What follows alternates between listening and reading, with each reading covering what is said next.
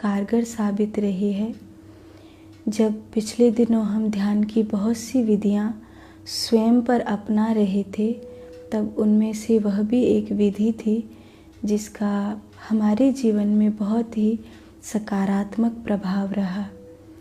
इस विधि में विशेष रूप से ध्वनि पर अपने चित्त को केंद्रित किया जाता है। मनुष्य का जो इस समय का जो देखा जाए तो स्थिति है, उसका जो वातावरण है वो ये है कि मस्तिष्क और हृदय अलग अलग हो चुका है। जब मस्तिष्क और हृदय में द्वंद्व होता है तो कोई और हारे न हारे पर हम ज़रूर हार जाते हैं, क्योंकि लड़ाई जिन दोनों में हो रही है वो हमारे ही पार्ट हैं। और लड़ाई क्यों हो रही है? क्योंकि मस्तिष्क को कॉन्वेंट शिक्षा दी गई है, तो दिमाग तो अलग ढंग से जी रहा है, और जो हृदय है उसको भारतीय संस्कृति से सींचा गया है, इसीलिए वो अलग ढंग से जी रहा है। अब जब दोनों के जीने में अलग अलग ढंग हो जाएंगे तो लड़ाई तो होगी, विरोध तो होगा ही। इसीलिए दिल और दिमाग में द्वंद्व होता है। दिमाग कहता है कुछ और सही है और हृदय कहता है कुछ और सही है। तो कई बार मनुष्य बिखर जाता है, टूट जाता है कि मेरा जो दिमाग कह रहा है वो सही है या मेरा जो हृदय कह रहा है वो सही है। और इन दोनों में निर्णय वो कर सकता है जो तुमसे उस तरह प्यार करता हो जैसे वो तुम्हारा ही हिस्सा है। अगर एक एग्ज़ाम्पल दो तो एक सास में और एक माँ में क्या अंतर होता है? क्योंकि बेटी माँ का हिस्सा होती है, इसीलिए माँ बेटी के नहीं समझने पर भी माँ उसको उन उदाहरणों से समझाने का प्रयास करती है जिससे वो समझ सके, हार नहीं मानती, दोष नहीं देती। सास क्या करेगी? वो भी समझाएगी, लेकिन एक हद तक फिर रिजेक्ट कर देगी कि ये तो समझने के लायक ही नहीं है। वो उसे उस तरह से ट्रीट नहीं करेगी कि ये मेरा ही हिस्सा है, मैं हार नहीं मान सकती। वो हार मान जाएगी, ये तो सीखने के लायक ही नहीं है, जल्दी हार मान जाएगी। लेकिन माँ ये नहीं कहेगी कि कभी ये सीखने के लायक नहीं है, क्योंकि वो माँ को लगता है ये मेरा हिस्सा है, मुझ में से जन्मी है, मुझ में से जन्मी है। और व्यक्ति कभी भी खुद को ये नहीं मानता कि मैं इस चीज़ के लायक नहीं हूँ। वो हमेशा ये तैयारी करता है, कोई बात नहीं, मैं फिर ट्राई करूँगा, आई विल द बेस्ट। हमेशा अपने आप से कहता है मैं आगे अच्छा कर लूँगा, आगे अच्छा कर लूँगा, आगे अच्छा कर लूँगा। यही कारण है कि जो चीज़ माँ समझा सकती है वो भाई भी नहीं समझा सकता, वो संसार में दोस्त भी नहीं समझा सकते, वो कोई और मतलब उतना नहीं समझा सकता। वही समझा सकता है जो तुम्हें अपना हिस्सा मानता है। अब बात अगर गुरु की करी जाए तो गुरु क्यों समझा सकते हैं? क्योंकि सद्गुरु जब किसी शिष्य को अपना मानते हैं या कोई शिष्य सद्गुरु को अपना मानता है तो वहाँ गुरु दीक्षा के मध्य ही एक ऐसी घटना घटित होती है कि जो शिष्य होता है जिस समय गुरु मंत्र धारण कर रहा होता है उस समय वो द्विज हो जाता है, अर्थात उसका दूसरा जन्म हो जाता है। और वो जो दूसरा जन्म है वो उसे जननी से नहीं मिला है, माँ से नहीं मिला है, उसे गुरु से मिला है। तो चूँकि वो गुरु से जन्मा है इसलिए गुरु की आत्मा हो गया, आत्मज हो गया। तो जब वो जैसे माँ की आत्मज उसकी पुत्री होती है, उसका पुत्र होता है, और माँ उन्हें समझाने में कभी भी हार नहीं मानती है, उनको सही रास्ते पर लाने में कभी हार नहीं मानती है, ऐसे ही जो गुरु होते हैं वो कभी भी हार नहीं मानते हैं।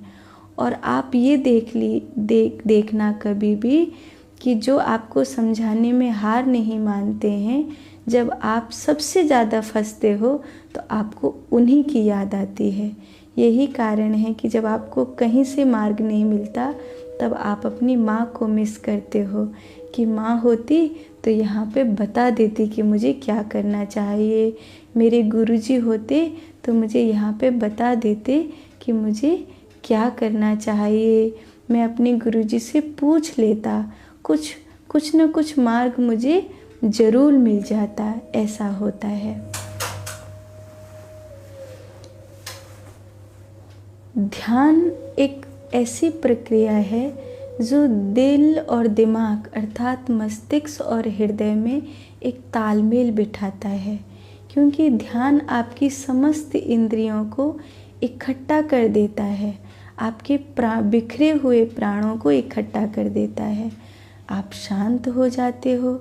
जब आप शांत हो जाते हो तो आधी बात हृदय की और आधी बात मस्तिष्क की, जब ये दोनों लागू होती हैं तब हृदय और मस्तिष्क की लड़ाई समाप्त होती है और आप एक संगठित होकर एक बहुत प्यारे से मनुष्य बन कर के निखर के आते हैं, है ना।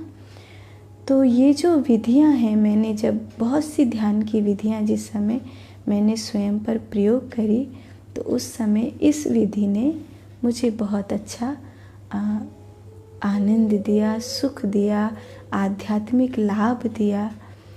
इसीलिए ये विधि मैंने आपको बताई। इसमें ध्वनि पर अपने चित्त को स्थिर किया जाता है और इस प्रकार स्थिर किया जाता है, या तो ध्वनि के मध्य में आप अपने मस्तिष्क को बिठा दीजिए, या ध्वनि के प्रारंभ में आप अपने मस्तिष्क को स्थिर कर दीजिए, अथवा जहाँ ध्वनि का विलय हो रहा है वहाँ अपने चित्त को रोक दीजिए। इन तीनों में से किसी एक जगह अपने चित्त को पूरी तरह से विश्राम दे दीजिए। अगर आपका चित्त ध्वनि में पूरी तरह से विलय हो गया तो एक घटना घटित होगी कि आपकी समस्त इंद्रियां यम नियम प्राणायाम को पार करके उस समय समाधि के उस काल में न जागृत है, न सुषुप्ति है, न स्वप्न है। एक ऐसी अवस्था है जहाँ आप सो भी नहीं रहे हैं किंतु आप जग भी नहीं रहे हैं। आप टाइमलेस हैं। उस समय आपका शरीर समय की धारा में नहीं है। ऐसी स्थिति में आपका चित्त पहुंच जाता है और उस क्षण में अगर चित्त ठहर पाए तो आपको परमात्मा के होने का आभास हो सकता है। अर्जुन को भगवान कृष्ण ने उसी स्थिति में लेकर गए थे और तब अर्जुन को भगवान ने विराट स्वरूप का दर्शन कराया था। तो इसको अपने मस्तिष्क में क्लॉकवाइज करके रखना है, ताकि जिस समय आप इस ध्यान को कर रहे हैं और कुंडलिनी आपकी जागृत होती है तो आपकी कुंडलिनी इड़ा पिंगला सुषुम्ना इन सब का, जैसे आपने सुना होगा त्रिपुरासुर को महादेव ने मारा था, ये तीनों एक सीध में कभी नहीं आते थे और जब तक ये तीनों एक सीध में नहीं आएंगे तब तक इनकी मृत्यु नहीं होगी। तो एक सीध में इनका आना बहुत ज़रूरी है। तो जब तक शरीर में ऊर्जा मूलाधार से लेकर ब्रह्मरंध्र तक एक सीध में नहीं होगी तब तक उसे साधना बहुत कठिन है। तो उसके लिए ज़रूरी है कि ध्वनि जो है क्लॉकवाइज चले। क्लॉकवाइज चलने का अर्थ है कि जैसे मुख से अ निकला तो अ उ म बिंदु और ब्रह्मरंध्र पर नाद, ऐसे करके ये 5 हिस्से होंगे, अ उ म और नाद। तो ओमकार की ये जो ध्वनि है मस्तिष्क में क्लॉकवाइज घूमते हुए आपको ब्रह्मरंध्र तक लेकर जाएगी, है ना। स्थिर चित्त होकर के बैठें। इस प्रकार बैठें कि आप अपनी जननेंद्रियों को मूलाधार को सुकेड़ कर स्थिर हो सकें, मेरुदंड को सीधा रख सकें और सहज, जितना सहज अपने शरीर को करें उतना ही अच्छा अब हम 5 बार गायत्री मंत्र का स्मरण करेंगे।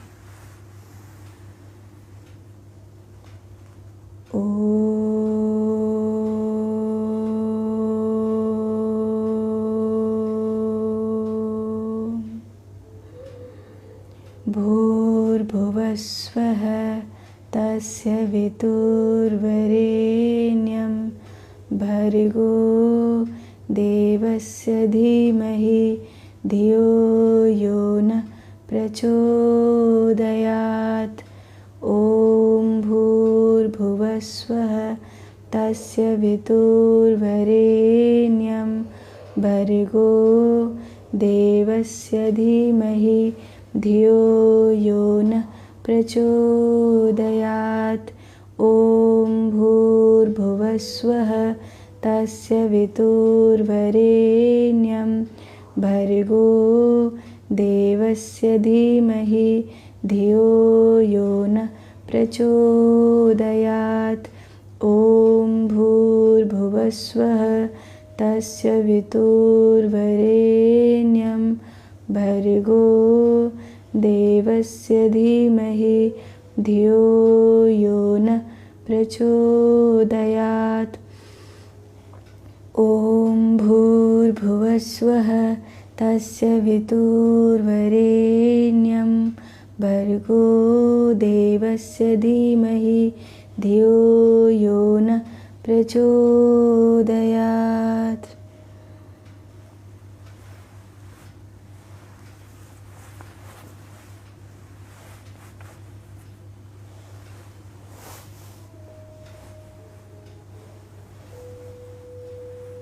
ज्ञान मुद्रा लगा लें।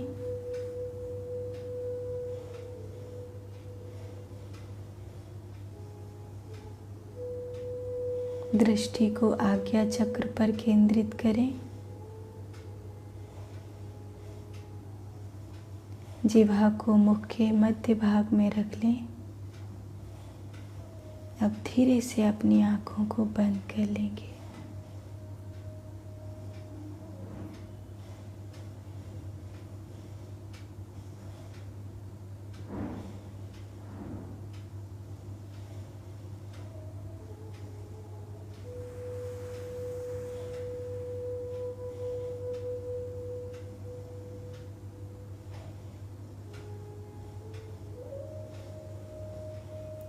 चित्त को शांत करें।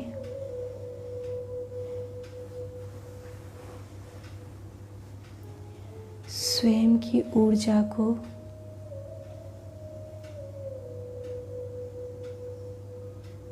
तेजस्वी, बलवान, प्रखर होने के लिए आदेश दें। सबसे पहला आदेश स्वयं को दें। हम अक्सर कहते हैं कि लोग हमारी बातें नहीं मानते, लेकिन क्या कभी आपने विचार किया है कि आप अपनी बातों को कितना मानते हैं? कोई दूसरा आपके आदेश को नहीं मानता। ये बात हो सकता है सत्य हो, लेकिन विचारणीय है, क्या आप स्वयं के आदेश को मानते हैं?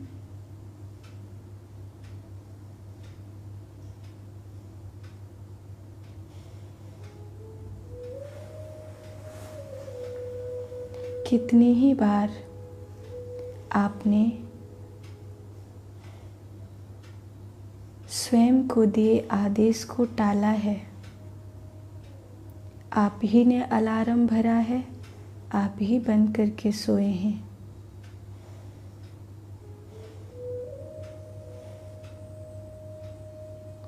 आपका शरीर आपका आदेश नहीं मानता, आपका मन आपका आदेश नहीं मानता, आपका चित्त, आपकी इंद्रियां आपका आदेश नहीं मानती, तो फिर आप किसी दूसरे से अपेक्षा कैसे कर सकते हैं कि वो आपका आदेश माने।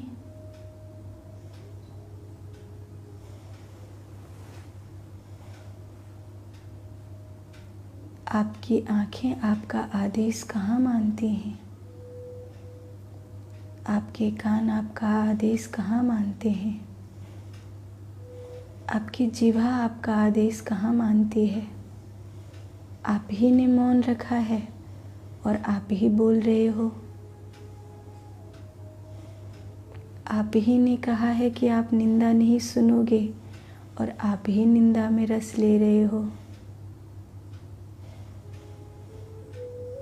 आप ही ने कहा है कि आप कहीं अन्यथा जगह नहीं झांकोगे और आपकी ही आँखें उस दृश्य को देख रही हैं जो देखने योग्य नहीं है। सबसे पहला आदेश स्वयं को दीजिए। आपका शरीर है, आपका आदेश उसे मानना ही चाहिए। दूसरा आदेश अपने चित्त को दीजिए।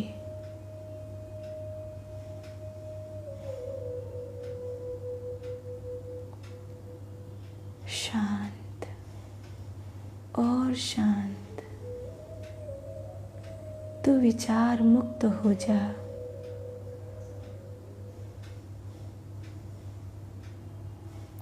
तू ठहर जा अपने आप में।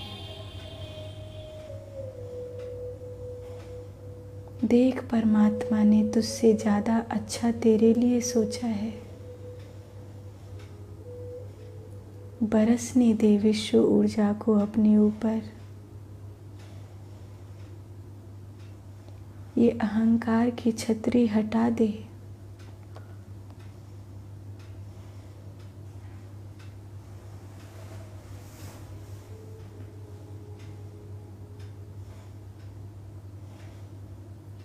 प्रेम कभी प्रशंसा नहीं मांगता।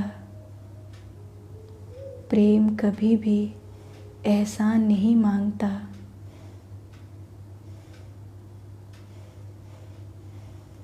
अहंकार का आवरण हटा दे। प्रेम पूर्ण हो जा, भक्ति पूर्ण हो जा।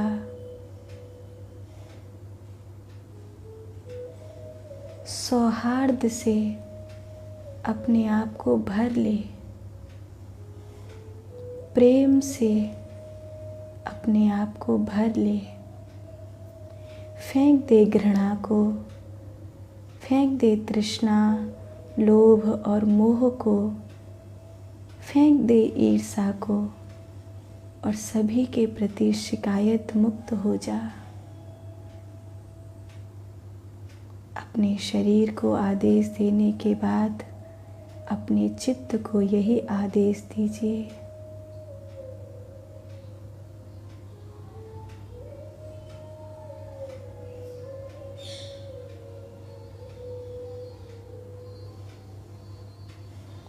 शांत।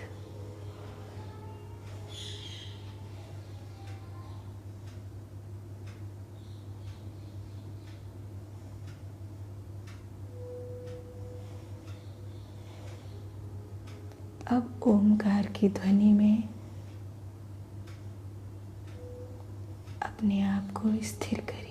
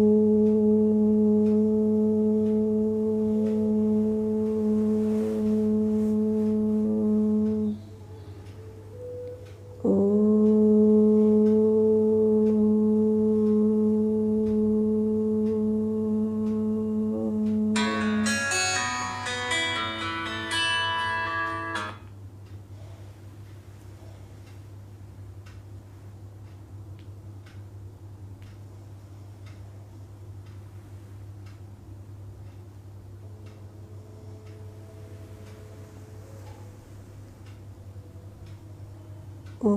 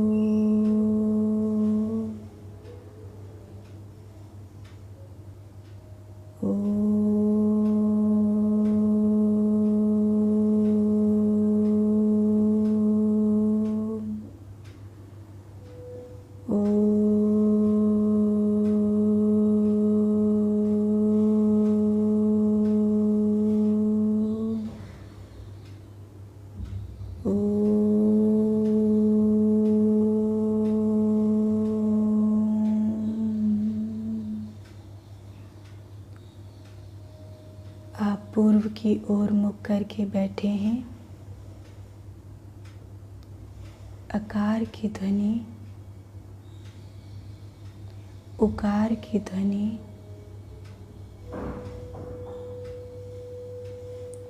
मकार की ध्वनि,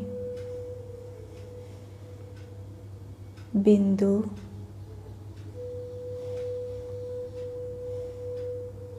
अपने मस्तिष्क के चारों ओर अनुभव करें।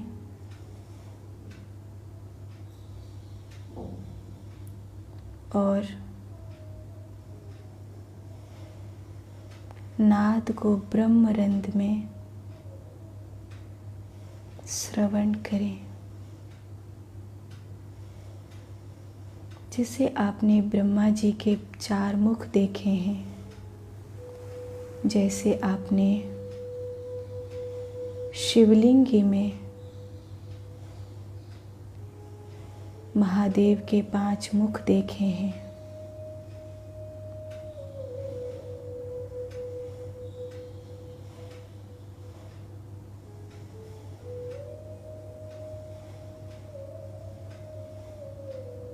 अपने शरीर को जलेरी की तरह अनुभव करते हुए अपने मस्तिष्क को उस शिवलिंग की तरह देखो, जिसमें चारों ओर महादेव के मुख बने हुए हैं और आखिरी छोर पर जलधार टपक रही है।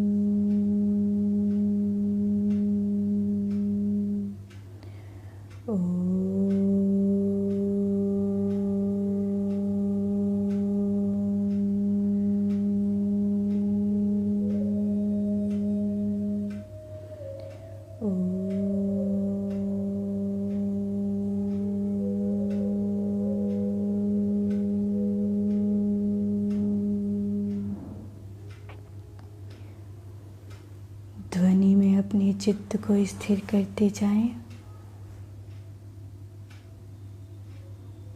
शांत और शांत।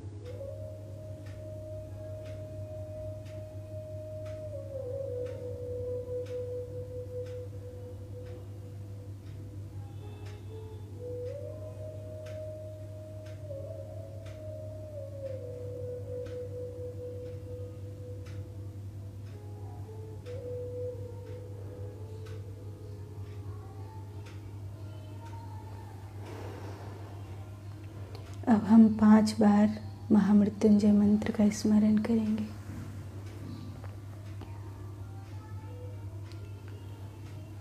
ओम त्र्यंबकं यजामहे सुगंधिं पुष्टिवर्धनम् उर्वारुकमिव वन्दनात् मृत्योर्मुक्षीयमामृतात्। ॐ त्र्यंबकं यजामहे सुगंधिं पुष्टिवर्धनम् उर्वारुकमिव वन्दनात् मृत्योर्मुक्षीयमामृतात्। ॐ त्र्यंबकं यजामहे सुगंधिं पुष्टिवर्धनम् उर्वारुकमिव वन्दनात् मृत्योर्मुक्षीयमामृतात्। ॐ त्र्यंबकं यजामहे सुगंधिं पुष्टिवर्धनम् उर्वारुकमिव वन्दनात् मृत्योर्मुक्षीयमामृतात्। ॐ त्र्यंबकं यजामहे सुगंधिं पुष्टिवर्धनम् उर्वारुकमिव वन्दनात् मृत्योर्मुक्षीयमामृतात्। ॐ त्र्यंबकं यजामहे सुगंधिं पुष्टिवर्धनम् उर्वारुकमिव वन्दनात् मृत्योर्मुक्षीयमामृतात्।